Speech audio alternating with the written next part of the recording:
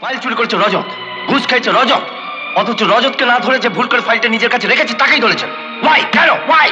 আমি জানি না যে আপনি মাসে কত টাকা রোজগার করেন, তবে আমার রোজগার আপনার চেয়ে কিছু হলেও বেশি। আর সামাজিক স্বীকৃতি, ডিআইজি সাহেবের সঙ্গে লড়াইটা আবার সবে শুরু হয়েছে। গাড়িটা তৈরি রাখবেন, মারলেও মারতে পারি। কে বলছেন? আমি তরুণ বলছি। ও তরুণ, হ্যাঁ বলো। তুমি কবে এলে?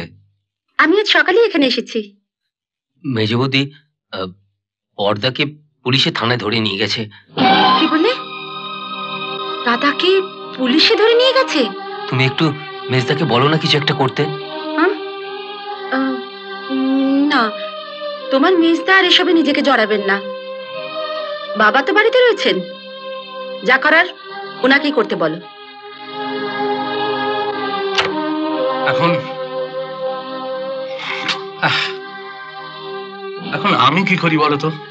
তুমি কি করবে তুমি জানো। মেজ বৌমাও বাড়িতে ফিরে এসেছে। তুমি আর তোমার বড় ছেলে যেভাবে অপমান করে বাড়ি থেকে তাড়িয়েছো, তারপরে কি আমাদের এই বিপদের সময় ও বরুণকে কিছু করতে দেবে?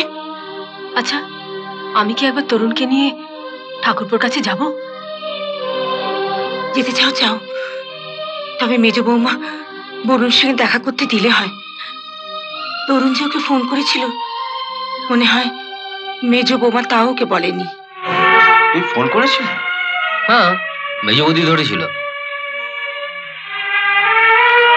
সাথে সাথে তুমি ওকে কিছু বলো না ঠাকুরপো, বেচারা সবে আজই এসেছে। তোমাকে তরুণ ফোন করে বলেছিল দাদাকে পুলিশ ধরে নিয়ে গেছে? হ্যাঁ বলেছিল। তুমি আমায় বলোনি কেন? বড়দা তোমাকে আর মেজবৌদিকে যেভাবে বাড়ি থেকে অপমান করে তাড়িয়েছে। অপমান করেছে বলে ও? স্বামীর অপমান কোন স্ত্রী সহ্য করতে পারে না মেজদা, আমি হলেও পারতাম না। তবু ওর উচিত ছিল আমাকে একবার বলা। বাবা কোথায় বৌদি? থানায় গেছেন। দয়া করে ওকে ছেড়ে দিন স্যার। বললাম তো কাল সকালে ওনাকে কোর্টে পাঠাবো। যদি পারেন তো কাল সকালে কোর্ট থেকে ওনাকে জামিনে ছাড়িয়ে আনবেন, কেমন? কাল সকালে মানে আজ সারা রাত তাহলে ওকে লকআপে থাকতে হবে?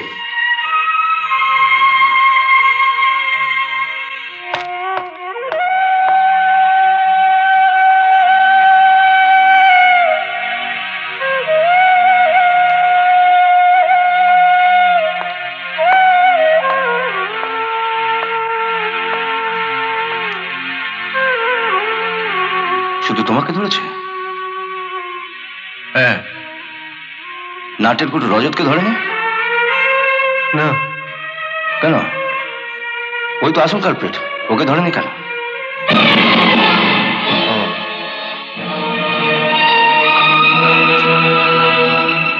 কেন ধরিনি তার কৈফিয়ত কি আপনাকে দিতে হবে নাকি? হ্যাঁ দিতে হবে। বরুণ, মা তুমি থাম। ফাইল চুরি করেছে রজত, ঘুষ খাইছে রজত, অথচ রজতকে না ধরে যে ভুল করে ফাইলটা নিজের কাছে রেখেছে তাকেই ধরেছেন। ওয়াই? কেন? ওয়াই? ওভাবে টেবিল চাপড়াবেন না। আপনার ভাগ্য ভালো এই চাপড়টা আপনার গালে না পড়ে টেবিলে পড়েছে। কি বললেন? বলছিলাম যেরকম ডিআইজির পায়ে তেল দিচ্ছেন দিন, কিন্তু সেই তেলে যাতে অন্য লোক পিছলে না পড়ে সেটা আপনাদের দেখা উচিত ছিল। আজে বাজে কথা না বলে এখন যান, যান এখান থেকে। আমাকে আমার কাজ করতে দিন। এই জন্যই সাধারণ লোক আজকাল পুলিশকে দু চোখে দেখতে পায় না, সুযোগ বুঝলে উত্তম মধ্যম দেয়। আপনি যাবেন না?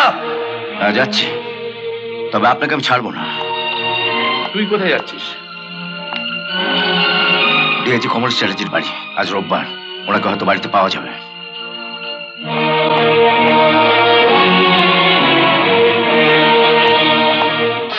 আমি আমার ব্যক্তিগত জামিনে রজতকে ছাড়িয়ে এনেছি।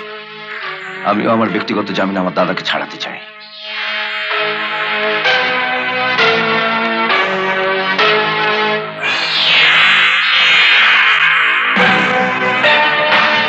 আপনি জানেন কিনা জানি না,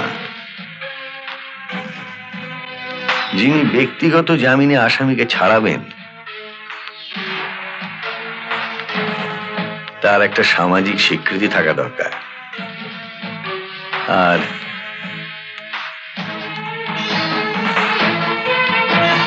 আয়কর দেন, এরকম রোজগার থাকা দরকার।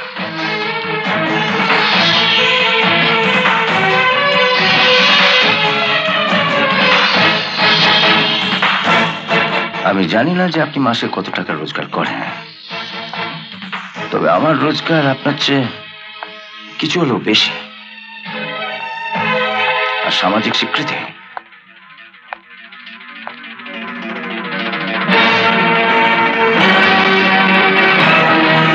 আপনি তাহলে? হ্যাঁ, আমি থানায় যাচ্ছি, আপনি থানায় একটা ফোন করে দিন।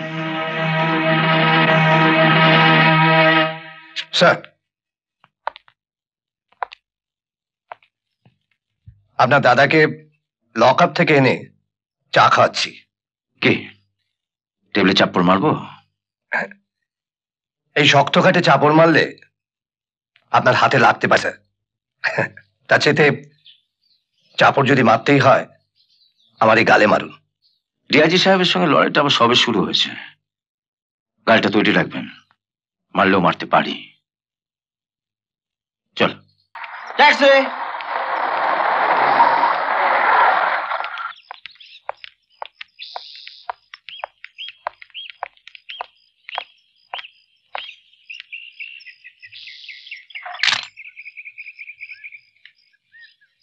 দাঁড়া,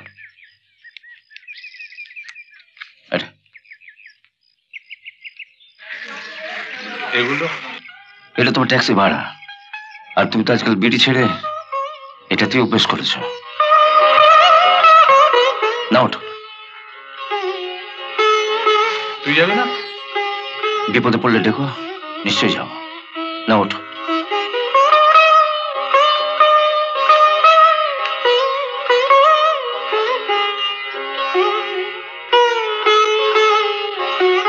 এমন আরো অনেক ভিডিও দেখতে এই চ্যানেলটি সাবস্ক্রাইব করে নিন এবং পাশের বেল আইকনটি প্রেস করে দিন।